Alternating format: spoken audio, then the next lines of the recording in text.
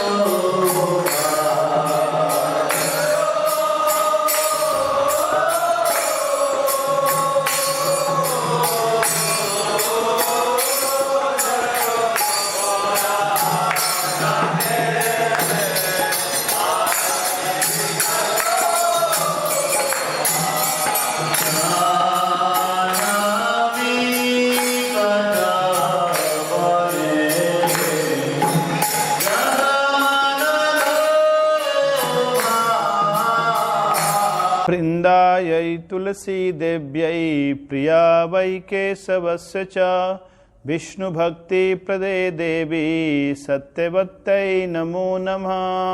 वृन्दायै तुलसी देव्यै प्रिया वै केशवस्य च विष्णुभक्ति प्रदे देवी सत्यवत्यै नमो नमः। प्रेम भक्ति प्रदानी श्रीमती तुलसी महारानी की नमो नमः। तुलसी कृष्ण प्रेयसी नमो नमः। तुलसी कृष्ण प्रेयसी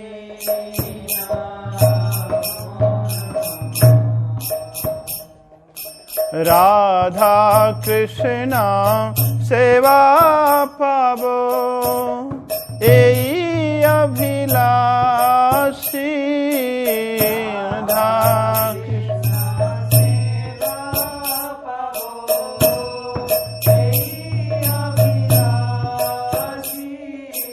ये तो मार सरल तारा वंशा पूर्ण हो।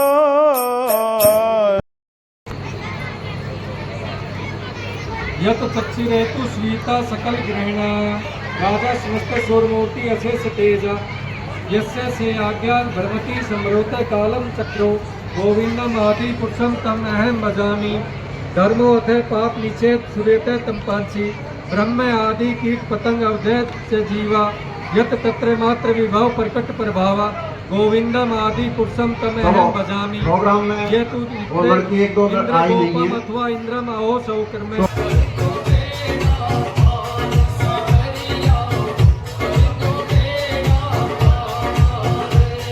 घोर नहीं समझना चाहिए और भगवान को विग्रह को मूर्ति नहीं समझना चाहिए, क्योंकि भगवान हर कण कण में है। जब हम भाव से उनको भजते हैं, भाव से उनको याद करते हैं, तो भगवान वहाँ पे उपस्थित हो जाते हैं। और यही कारण है कि हम पूरा दिन मेंढक की तरह टर टर करते रहते, बात करते रहते। अभी आप लोग रुक नहीं रहे हो, लेकिन भगवान का नाम हम नहीं ले सकते। तो कम से कम भगवान का नाम ले लिया करो, मेंढक की करने के बजाय, वो हमारे ज़्यादा फायदेमंद है।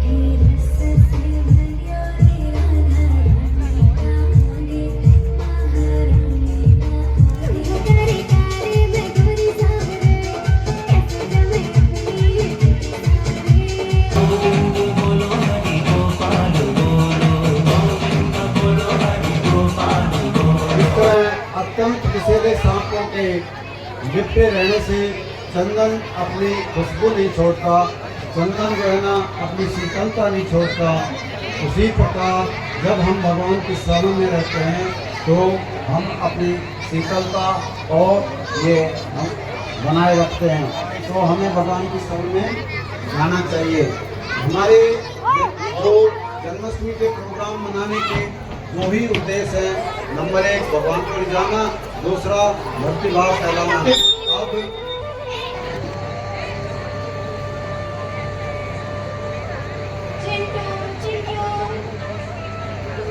चिंटू मैं काम पर जा रही हूँ, वो बंटा रखा है पानी भरना है। ठीक है मम्मी ले आऊंगा।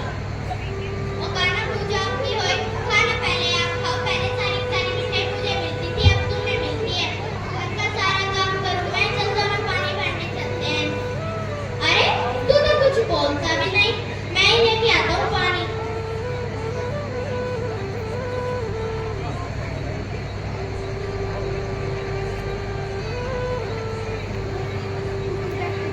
चिंटू मैं आ गया, ला दोनों पकड़ कर ले चलते हैं। अरे पर तुम आ गए, ठीक है। आज से हम दोनों दोस्त साथ खेलेंगे और साथ साथ काम करेंगे। ठीक है, अपनी मम्मी को मत बताना। ठीक है चलो।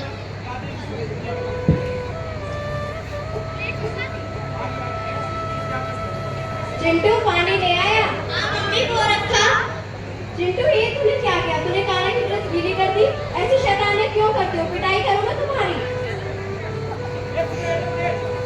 चिंटू मैं काम पर जा रही हूँ, चक्की वाले के यहाँ से आटा ले आना। ठीक है मम्मी, ले आऊंगा।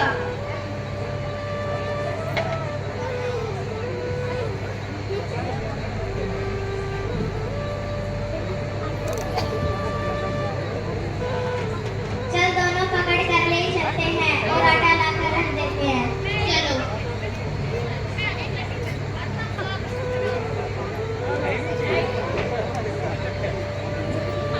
चिंटू आटा ले आया? हाँ मम्मी ले आए, वो रखा। चिंटू कल तेरे खाना की ड्रेस गीली कर दी, आज उस पे आटा लगा दे। रोज ऐसे शैतानी क्यों करते हो? चिंटू मैं काम पर जा रही हूँ, 9 बजे से लकड़ी पड़ी है, ले आना। ठीक है मम्मी, ले आऊंगा। लकड़ियाँ तो ले आऊंगा, पर इस लटकन कान्हा से कह दो कि ये मेरे पीछे न आए। क्या बकवास कर रहा है? कान्हा आएगी तेरे साथ, जा चुपचाप।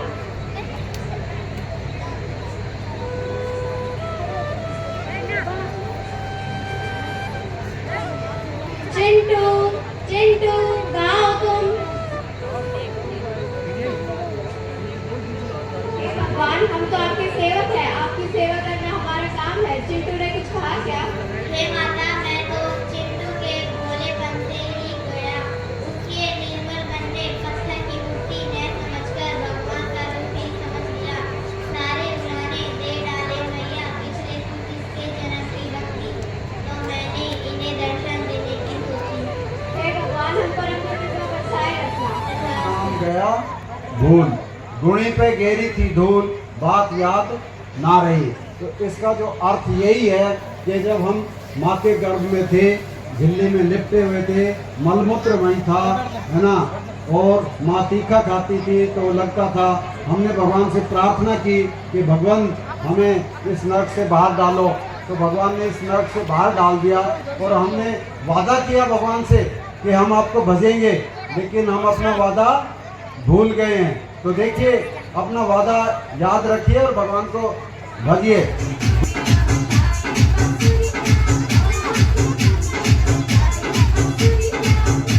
श्याम श्याम श्याम राधे श्याम श्याम श्याम श्याम श्याम श्याम राधे श्याम श्याम श्याम।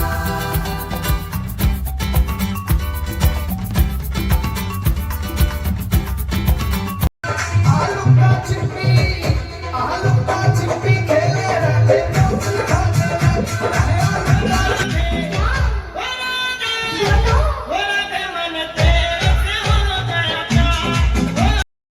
लगता है भगवान ने हमारे सुन लिए। इतना सारा धन कोई चोर या कोई व्यापारी इसको भागते हुए छोड़ गया है। देखो भाई, किसी का भी हो, अब ये धन हमारा हुआ, चलो इसे मिलकर इकट्ठा करते हैं। ठीक है भाई। देखो भाई, भूख बहुत लगी है, तब तक तुम शहर से जाकर कुछ भोजन ले आओ, मैं इसे इकट्ठा करता हूँ। अभी आया भाई। छोटा भाई तो शहर में भोजन लेने गया है, वो तो वापिस आएगा तो ये सारा धन आधा आधा बंटवाएगा, क्यों ना उसे मारकर ये सारा धन अपने पास ही रखेगा। मेरे पास तो एक पिस्तौल भी है। अरे इतने सोने की मोहरे अगर ये मेरे पास होगी तो मैं इस गांव का सबसे अमीर आदमी बन जाऊंगा। मेरे साथ पीढ़ियां बैठ के खाएगी और उसके खाने में जहर मिला दूं तो किसी को पता भी नहीं चलेगा। जंगल का मामला है, उसकी लाश चिड़िया को वे खा जाएंगे। आगे भाई तुम। हाँ भाई आ गया। बड़ी देखो भाई, मैंने सारा धन ये इकट्ठा कर लिया है। ठीक है भाई, चलो भागते हैं। चलो भोजन करते हैं।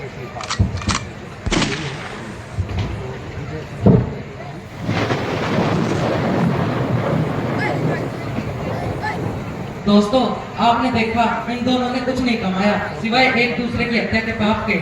आज कलयुग में माया देवी ने हमें 5 विकारों के जाल में फंसा कर रखा है। पहला लोभ, मोह, क्रोध, अहंकार और वासना। पहला लोभ।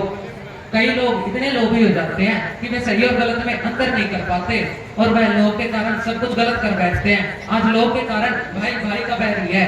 दूसरा मोह। मोह चाहे बच्चे या बीवी का हो, प्रेमी या प्रेमिका का हो, फिर वह सही और गलत में नहीं देखते, वह सब कुछ गलत करते चले जाते हैं। तीसरा अहंकार। अहंकार इतना सूक्ष्म है कि वह अहंकार करने वाले को यह भी पता नहीं चलने देता कि वह अहंकार कर रहा है। आजकल कई लोग करते कुछ नहीं लेकिन बड़ी बड़ी बातें करते हैं। चौथा क्रोध। कई लोग इतने क्रोधी होते हैं कि वह दूसरों को झगड़ते हैं, लड़ते हैं। कोई उनसे बोले तो वह उससे झगड़ा करते हैं। वह खुद भी तंग रहते हैं और दूसरों को भी तंग करते हैं। पांचवा वासना। वासना का शिकार तो हर जीव जंतु है, परंतु मनुष्य इसमें कुछ ज्यादा ही जकड़ा हुआ है। आजकल आए दिन बलात्कार की खबरें आती रहती है, इसलिए शास्त्रों में लिखा है इस कलयुग में कुछ काम का नहीं है सिवाय प्रभु की भक्ति के। थोड़ी सी भक्ति हमारे जन्म जन्मांतर सुधार देती है, युग युगांतर सुधार देती है, हमारा रास्ता स्वर्ग और मुक्ति की तरफ ले जाती है। इसलिए हमें भक्ति करनी चाहिए। देखिए, जो भगवान हमें इतना सब कुछ दे रहे हैं, हम उनको भाव तक नहीं देते, जबकि यह गलत है। हमें भगवान की भक्ति करनी चाहिए, जबकि भक्ति में कोई ज्यादा धन और समय नहीं लगता। अब मैंने तो बता दिया है, बाकी इच्छा आपकी। हरे कृष्णा। हरे कृष्ण।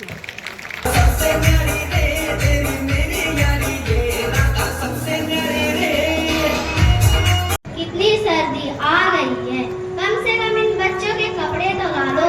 खाने के लिए कुछ है नहीं, गरम कपड़े कहाँ से लाऊं?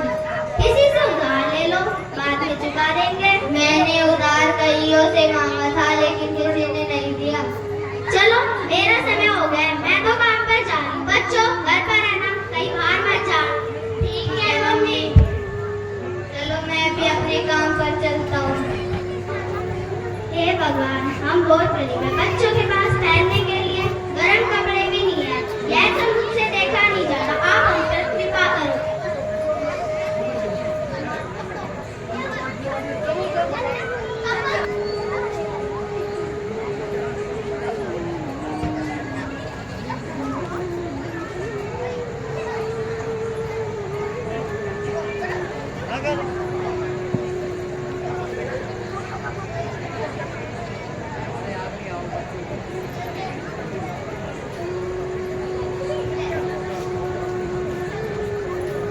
बेटा मैं जलाया मर रहा हूं और मेरी हिम्मत नहीं कि मैं लाइन में लगा एक कंबल लेके क्या कंबल मुझे दे दो। आप इनको बहुत बरकत है।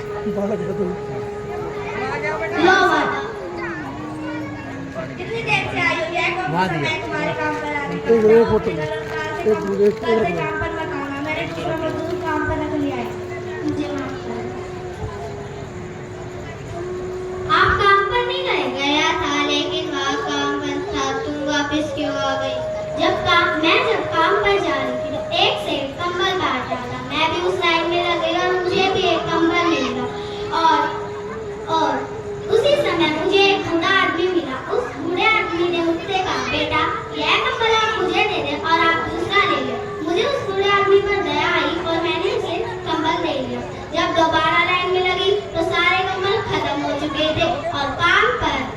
पहुंची तो मालिक ने यह कहकर भगा दिया कि कल से काम पर मत आना, मैंने दूसरा मजदूर काम पर रख लिया है। लो अब भूखा ही सोना पड़ेगा, सोएंगे कैसे, यह फटा कंबल है, बार बार सो रही है।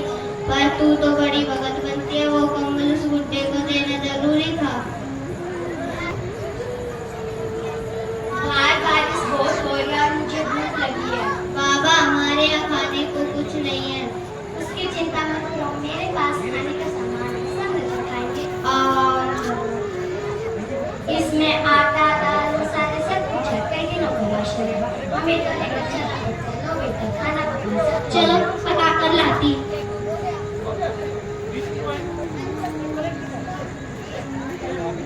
खाना खा लो।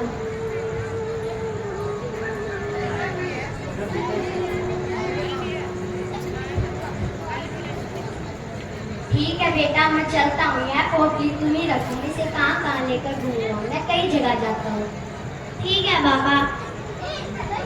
देखो क्या इस पोटली में बच्चों के कपड़े, ऊन के कपड़े, एक कम्बल। अरे यह तो वही कम्बल है जो मैंने उस बूढ़े आदमी को दिया था।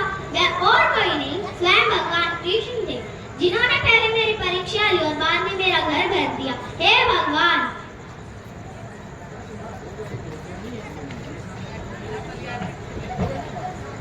हे भगवान हमें माफ कर दो। आपने हम गरीबों पर इतनी कृपा की, आप खुद चलकर आए और हम आपकी कोई सेवा भी नहीं कर सके। हे ठाकुर जी, हम गरीबों पर आपने इतनी कृपा की, आप खुद चलकर आए, हम आपको पहचान नहीं पाए। धन्यवाद।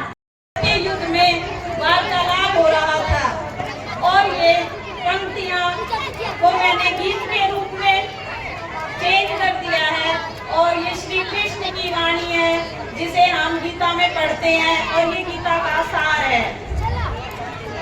यदा यदा हि धर्मस्य कल्याणी भक्ति भारते अभ्युत्थानम अधर्मस्य तदा आत्मानं सजं परितानं साधूनां विनाशाय च दुष्टकाम धर्मस्य स्थापनाय संभवामि युगे युगे। अर्थात जब जब धर्म में कमी होती है, अधर्म बढ़ता है, तब तब भगवान स्वयं को साकार रूप में प्रकट करते हैं। अखंड है प्रचंड, अखंड है प्रचंड है, गीता में लिखित है। श्री कृष्ण की वाणी है, वेद व्यास से रचित है।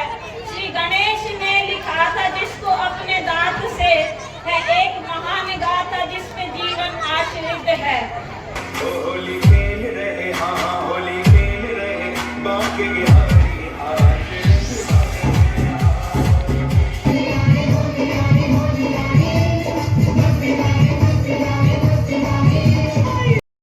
खाना खा जाते हो, कल तुम भी कुछ ना कुछ जरूर लाना।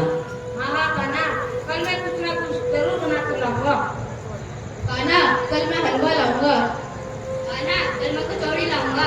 खाना कल मैं मक्खन लाऊंगा। काना कल मैं खीर लाऊंगा। ठीक, सुबह 9 बजे यहाँ पर आ जाना, फिर वन में चलकर वन विहार करेंगे। ठीक है काना। माँ कल हम काना के साथ वन विहार करेंगे। और माँ काना ने कहा है कि मधुमंगल तुम भी कल कुछ ना कुछ बना कर लाना। तो माँ आप मुझे कल कुछ ना कुछ बना कर देना। हे बेटा मधुमंगल, हम तो बहुत गरीब हैं, हमारे पास तो खाना खाने के लिए कुछ भी नहीं है। हम काना के लिए क्या बना सकते हैं? नहीं नहीं माँ, कुछ ना कुछ तो बना कर देना होगा, सब गाल बाल मेरे मजाक उड़ाएंगे। बेटा देखती हूँ, शायद घर में कुछ रखा होगा।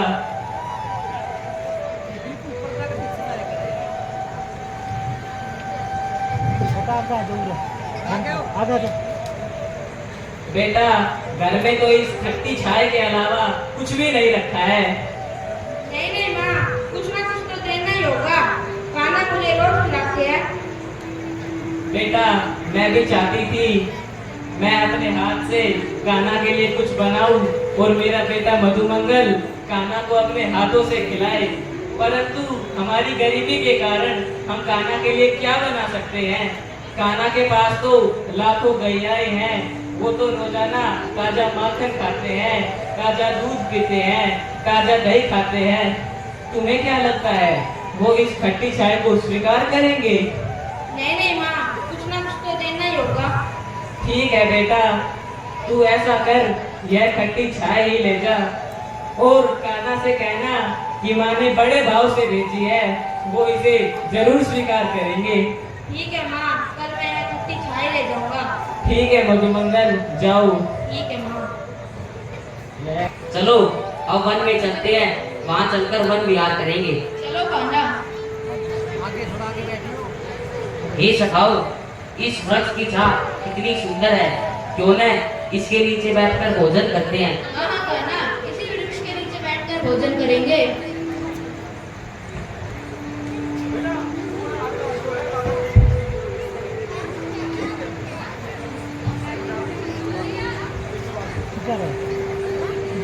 लो कान्हा, ये हलवा खाओ।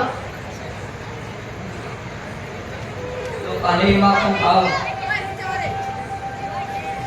लो कान्हा, ये कचौड़ी खाओ। लो खाना है पकौड़े खाओ। अरे कान्हा, मुझे माफ कर दे कान्हा, मैं बहुत गरीब हूँ कान्हा। हमारे घर में यह खट्टी चाय थी जो मैं आपको देना नहीं चाहता, तो कान्हा मुझे माफ कर देना कान्हा, मुझे माफ कर देना। हे सखाओ, मधुमंगल तो अभी यहाँ था, अब कहाँ गया? वो देखो कान्हा, वहाँ पेड़ के पीछे छुपा हुआ है। चलो चलकर देखते हैं। चलो कान्हा। मुझे माफ कर दे कान्हा, मैं बहुत गरीब हूँ कान्हा। अरे मधुमंगल, माँ ने कुछ ना कुछ जरूर भेजा होगा। नहीं कान्हा, माँ ने कुछ भी नहीं। मधुमंगल, तुम पीछे क्या छुपा रहे हो? कुछ नहीं है कान्हा। दिखाओ दिखाओ मधुमंगल। लो कान्हा।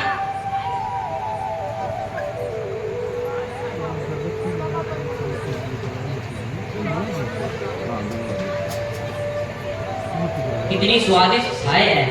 कान्हा, यह चाय माँ ने बड़े भाव से बेची थी, परंतु यह चाय बहुत खट्टी थी जो मैं आपको देना नहीं चाहता था, इससे आपका गला खराब हो जाता। अरे मधुमंगल, मुझे तो किसी चीज से कोई मतलब नहीं है, मुझे तो अपने भक्त के भाव से मतलब है। जो भक्त मुझे प्रेम और भाव से जो कुछ भी अर्पित करता है, मैं उसे स्वीकार करता हूँ। पत्रम पुष्पम फलम तोयम यो मैं भक्त्या पच्छति तदम भक्ति उपहतम ऐसरामी प्रियतर आत्मनम।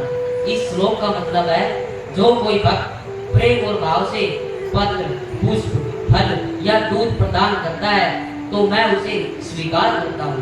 मैं न तो किसी से द्वेष करता हूँ, न किसी के साथ पक्षपात करता हूँ। और जो भक्त मेरी श्रद्धा पूर्वक भक्ति करता है, वो भक्त मेरे सदैव हृदय में रहता है। हरे कृष्ण।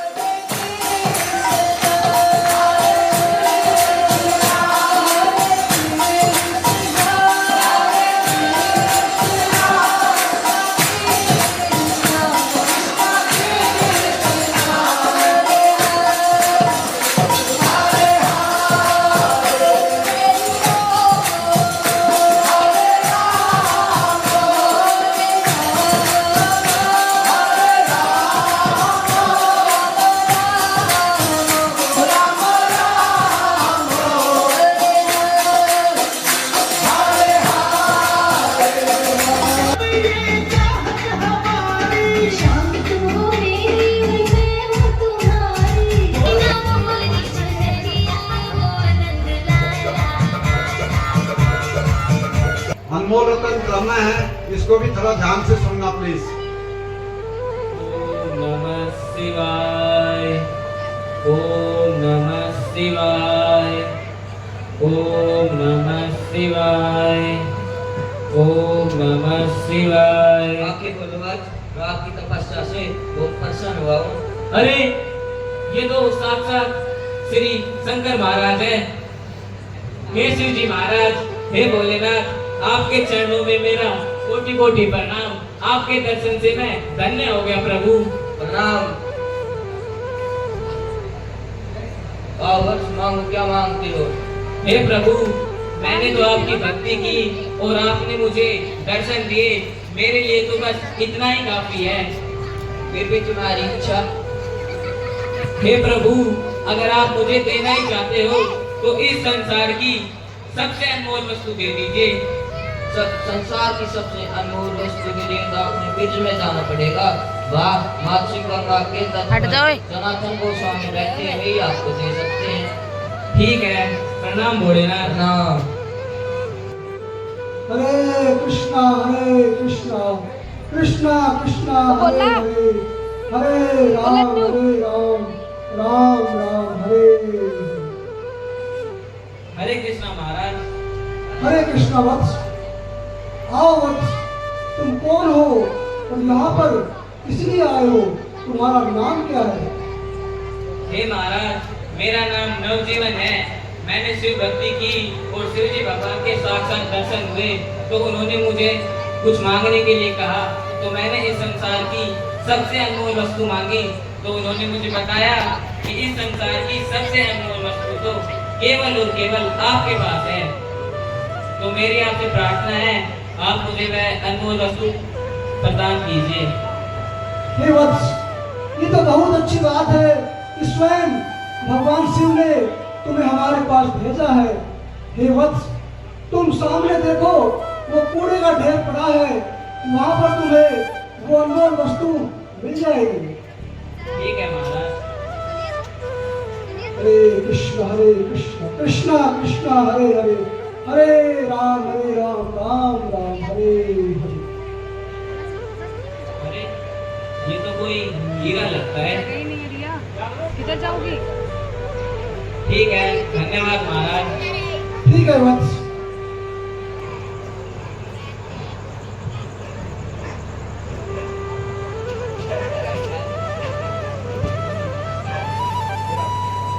प्रणाम जोगी जी। प्रणाम। आप देखिए, मेरे पास एक अनमोल हीरा है। आप बताइए यह असली है या नकली? अगर यह असली है तो आप मुझे इसका मूल्य बता दीजिए। लाओ दिखाओ। अरे ये हीरा तो बहुत ही कीमती है। क्या बताऊं मैं इसकी कीमत के बारे में? अरबों खरबों में होगी इसकी कीमत, बहुत कीमती है ये। ठीक है। अरे, जब यह हीरा इतना कीमती है तो महाराज ने इसे क्यों फेंक रखा था? इससे तो यह पता चलता है उनके पास इस हीरे से भी अनमोल और कोई वस्तु है। तो मैं स्वयं शीघ्र ही जाता हूँ और अब की बार उनसे इस हीरे से भी अनमोल और कोई वस्तु मांगने की प्रार्थना करता हूँ। मुझे यकीन है अब की बार वो मुझे अवश्य ही इस संसार की सबसे अनमोल वस्तु प्रदान करेंगे। हरे कृष्णा कृष्णा कृष्णा हरे हरे, हरे राम राम राम हरे हरे। हरे कृष्णा महाराज। हरे कृष्णा वत्स, आओ वत्स, तुम फिर आ गए। क्या तुम्हारी और कोई इच्छा बाकी है अभी? महाराज, आपने जो मुझे हीरा प्रदान करा था वह हीरा तो बहुत कीमती था, परंतु आपने उसे उस कूड़े के ढेर में फेंक रखा था। इससे तो यह साफ साफ पता चल रहा है कि आपके पास उस हीरे से भी अनमोल और कोई वस्तु है। तो मेरी आपसे प्रार्थना है, आप मुझे अब की बार वह अनमोल वस्तु प्रदान कीजिए। हाँ वत्स, ये पारसमणि हमारे लिए केवल कंकर और पत्थर के समान है। हमारे लिए तो भगवान ही सर्वोत्तम है। हे वत्स, क्या तुम वास्तव में वो अनमोल वस्तु प्राप्त करना चाहते हो? हाँ महाराज। ठीक है, तो इस पारसमणि को सामने मानसी गंगा है, उसमें फेंक कर आओ, फिर हम तुम्हें वो अनमोल वस्तु प्रदान करेंगे। ठीक है महाराज। हरे कृष्ण कृष्ण कृष्ण हरे हरे, हरे राम राम राम हरे हरे। ठीक है महाराज, मैं उस पारसमणि को गंगा में फेंक आया। हे वत्स, अब तुम, मैं जो कहने जा रहा हूँ उसे तुम ध्यानपूर्वक सुनो। हे वत्स, यह मंत्र इस ब्रह्मांड का सबसे अनमोल मंत्र है। हरे कृष्णा कृष्णा कृष्णा हरे हरे, हरे राम राम राम हरे हरे। परंतु यह एक मामूली सा मंत्र इस संसार की सबसे अनमोल वस्तु कैसे हो सकता है? हे वत्स, यह मंत्र कोई मामूली मंत्र नहीं है। एक बार नारद जी ने ब्रह्मा जी से सवाल किया था कि हे पितामह, कलयुग में मनुष्य के उद्धार का कौन सा मार्ग है? तब स्वयं ब्रह्मा जी ने ये मंत्र कहा था, हरे कृष्ण कृष्ण कृष्ण हरे हरे, हरे राम राम राम हरे हरे। इति सोर्षम नाम कली कलमस नाशनम नाथ परत्रोपाय सर्ववेदेषु दृश्यते। अर्थात कलयुग में हरे कृष्ण महामंत्र को छोड़कर मनुष्य के उद्धार का दूसरा कोई मार्ग नहीं है। ये बात ब्रह्मा जी सारे वेदों को छाड़कर नारद जी को बता रहे हैं। और दूसरा, हे वत्स, ये मानव जीवन भी एक अनमोल हीरा है।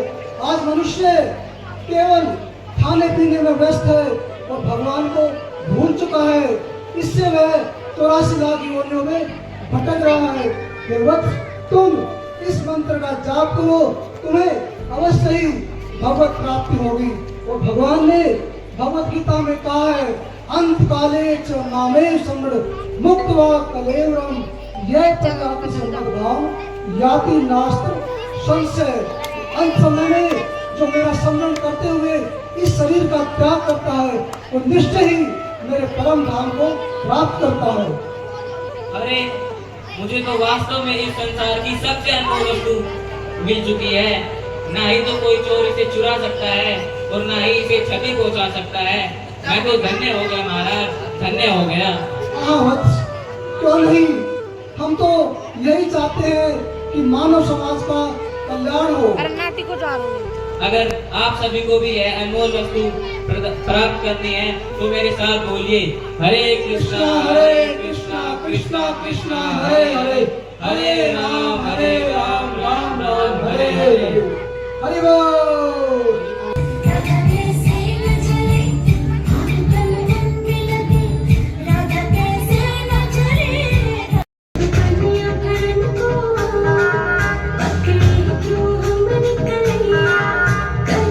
वनवास और 1 साल का अज्ञातवास संपूर्ण हो चुका है, फिर भी कौरवों की मंशा उनको उनका हक न देने की है। इस विषय में हमने महाराज धृतराष्ट्र के पास संदेशा भिजवा दिया है। हे द्वारपाल, मैं हस्तिनापुर से आया हूँ और मैं संजय हूँ। मैं महाराज धृतराष्ट्र का दूत हूँ। मुझे आपके राजा से मिलना है। हाँ हाँ, मैं भी पूछ कर बताता हूँ। ठीक है द्वारपाल। महाराज विराट की जय हो। महाराज हस्तिनापुर से महाराज धृतराष्ट्र के दूत संजय आपके दरबार में आने की आज्ञा चाहते हैं। ठीक है, उन्हें सम्मान के साथ ले आइए। ठीक है महाराज, आज्ञा है। ठीक है। प्रणाम राजन। प्रणाम द्वारकाधीश। प्रणाम द्रौपद राजा और पांडव राजकुमारों को मेरा प्रणाम। प्रणाम संजय। ये संजय, पहले तो आप यह बताइए कि हमारे पितामह और हमारे ज्येष्ठ माताश्री, पिताश्री और हमारे अनुज कैसे हैं? सब सकुशल हैं और पितामह ने आपके लिए स्नेह भेजा है और कहा है कि आप जल्द से जल्द लौट आइए। ठीक है संजय, आप पितामह को मेरा प्रणाम कहना। ठीक है राजकुमार। हे संजय, कहिए महाराज का क्या संदेशा है? क्या कौरव उनके राज्य को देने के लिए तैयार है? हे राजन, मैं एक राजदूत हूँ और मैं आपसे क्षमा चाहता हूँ, क्योंकि जो मैं कहने वाला हूँ ये सब मेरे नहीं है, बल्कि महाराज धृतराष्ट्र ने कहा है कि पांडवों का अज्ञातवास भंग हो चुका है और अगर उन्हें थोड़ी सी भी शर्म है तो दोबारा से 12 साल के वनवास और 1 साल के अज्ञातवास पर चले जाएं। जुए में लोग अपना सब कुछ हार चुके हैं, यहाँ तक कि अपनी पत्नी भी, तो किस मुंह से वह राज्य मांगने आ गए? राज्य कोई भिक्षा थोड़ी है जो यूं ही मिल जाएगा। हे संजय, इस संदेश में क्या महाराज धृतराष्ट्र की भी कोई सहमति है? हे द्वारकाधीश, महाराज मौन थे तो इसका मतलब तो यही हुआ ना कि उनका भी यही निर्णय है। और पितामह? पितामह ने इस बात का काफी विरोध किया। गणना के हिसाब से अज्ञातवास विराट युद्ध से एक दिन पहले ही समाप्त हो चुका था, लेकिन धृतराष्ट्र ने किसी की एक न सुनी। महाराज, शांति वार्ता तो विफल हो चुकी है। अब तो एक ही रास्ता बचा है, युद्ध का। कोई भूत बातों से नहीं मानते। अपने सभी मित्र राजाओं को युद्ध के लिए ऐलान किया जाए। युद्ध तो हो रही है, नहीं तो मैं दुर्योधन की जगह कैसे तोड़ पाऊंगा? मेरी प्रतिज्ञा क्या होगा? कुरु वंश में प्रतिज्ञा करने का बड़ा शौक है। भीष्म पितामह ने प्रतिज्ञा कर कर यह खेल रच दिया और तुम प्रतिज्ञा कर कर युद्ध अभिलाषी हो गए। हे केशव, तुम्हारे पास युद्ध के अलावा कोई और दूसरा विकल्प नहीं है क्या? बड़े भैया, युद्ध तो अब निश्चित है, क्योंकि दुर्योधन युवती और महत्वाकांक्षी है। वो मानने वाले नहीं है, लेकिन उन्हें थोड़ा बहुत भी समझाया जाए तो शकुनी उसे समझने नहीं देगा। इसलिए युद्ध तो अब निश्चित है। बड़े भैया, महाराज धृतराष्ट्र को एक मौका और दिया जाए और अब की बार यह शांति संदेश मैं लेकर जाऊंगा, ताकि आने वाला युद्ध मुझे दोष ना दे कि श्री कृष्ण चाहते तो युद्ध रुकवा सकते थे। युद्ध रुकवाने की एक कोशिश मैं भी करता हूँ। केशव, आपका यह कथन उचित है। आप आज ही जाइए और आज की राज्यसभा यही समाप्त की जाती है। अरे कान्हा जी,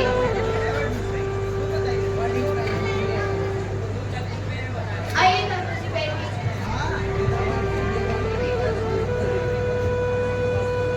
दुर्योधन की मेवा त्यागी, साग विदुर घर खा। अरे भगवान, ये क्या? तुम कान्हा जी को केले की जगह छिलका खिला रही हो? विदुर जी, मुझे केला और केले के छिलके से कोई मतलब नहीं। मुझे तो अपने भक्त के भाव से मतलब है। जो भक्त मुझे प्रेम और भाव से जो कुछ भी अर्पित करता है, मैं उसे स्वीकार करता हूँ और वो भक्त मुझे उतना ही प्रिय हो जाता है। चलिए कान्हा जी, दरबार में चलिए। की मेवा त्यागी, साग विदुर जी, साग कितना स्वादिष्ट है।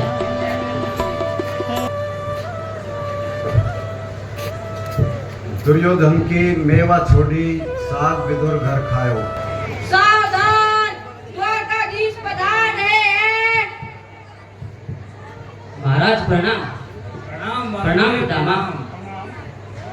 द्वारकाधीश, मेरे अनुज पुत्रों ने कोई संदेश भेजा है? हाँ महाराज, मैं पांडवों की तरफ से शांति संदेश लाया हूँ। महाराज, उनका वनवास और अज्ञातवास पूरा हो चुका है। महाराज, उन्हें आदर पूर्वक बुलाकर इंद्रप्रस्थ लौटा दीजिए। मुझे ये शांति संदेश मंजूर नहीं। हाँ, अगर तुम्हारे पास कोई और प्रस्ताव है तो कहिए। अरे मूर्ख, कुछ तो सोच समझ कर बोलिए। हाँ, मेरे पास एक और प्रस्ताव है। वो क्षत्रिय है और आधे राज्य के हकदार है। आप उन्हें उनका राज्य नहीं देना चाहते तो न दे, लेकिन कम से कम 5 गांव तो दे दीजिए। 5 गांव तो क्या, मैं उन्हें एक सुई की नोक टेकने तक की भी जगह नहीं दूंगा। हे राजन धृतराष्ट्र, यह निर्णय मैं आपके मुख से सुनना चाहता हूँ। इस विनाशकारी युद्ध को रोकिए राजन, रोकिए। राजन, आप आंखों से अंधे हैं, मन से नहीं। आप पुत्र मोह में इतना भी न बह जाए कि आपके हाथों कुछ न लगे। महाराज, आपका मौन यह बताता है कि आपका भी निर्णय यही है। मैं क्या करूं? तो राजन, इस युद्ध का परिणाम सुनो। आपके सारे पुत्र मारे जाएंगे, आपका राजपाट खत्म हो जाएगा। महाराज, आपको वनवास जाना पड़ेगा और आपके पुत्रों के शव पर विलाप करने वाला कोई नहीं बचेगा। राजन, कोई नहीं बचेगा। तुम मेरे पिताश्री को डरा रहे हो। अगर तुम राजदूत ना होते तो मैं तुम्हारी जीवा कटवा देता। और क्या कर लेते दुर्योधन तुम? मैं तुम्हें बंदी बना लेता। वो भी करके देख लो। सैनिकों, बंदी बना लो इसे। अरे मूर्ख, कुछ तो सोच समझ के बोल।